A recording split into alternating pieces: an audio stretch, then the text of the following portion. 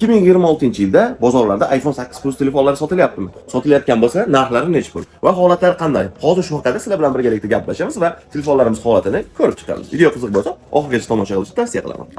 Yili eskirganiga qaramasdan bozorlarda hali ham sotilib turibdi.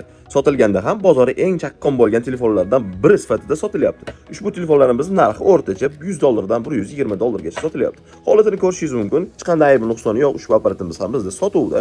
Yomkisi 70% atrofida bo'ladi. Sababi bu telefonlar chiqqaniga ancha qo'ygan. Shu sababdan xizmat qilaverib, yomkisi pastroq bo'ladi.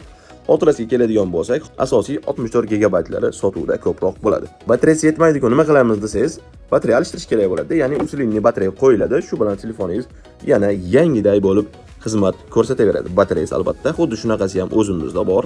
Xotirasi 64 gigabayt bo'ladi. Batareya yonkisini ko'radigan bo'lsak, mana usilinli qilinganligi sababli 100% bo'ladi.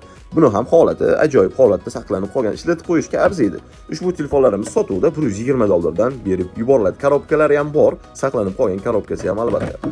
Arzonroqlari esa mana bunaqa svetda bo'ladi. Narxi arzonroq chiqadi, ya'ni $100 atrofida sotiladi. Buni ham xotirasi 64 gigabayt, batareya yonkisi 100% bo'ladi. Bu telefonimizni qizil rangligisi arzon chiqishligining sababi holat ozgina pastroq deganda mana chetlarini qarasangiz urinib qolgan, bir ikkita petnoli tushib qolgan bo'ladi. Shu sababdan arzon bo'ladi. O'zini hech qanday aybi nuqsoni yo'q, ishlatib qo'yishga arziydi. Siz nima deb o'ylaysiz? Hozirgi kunda mana shu telefonlarni $100 va $120 dan sotib olib ishlatishga arziydimi yoki yo'q? O'z fikringizni kommentariyada yozib qoldiring. O'qib chiqish biz uchun juda ham qiziq bo'ladi. Aytgancha, kanalimizda boshqa videolarni o'tkazib yubormaslik uchun kanalga obuna bo'lib, qo'ng'iroqcha tugmasini bosib qo'ying. Bu sizga ham bizga ham manfaatli bo'ladi. Sizlarni do'konimizda kutib qolamiz.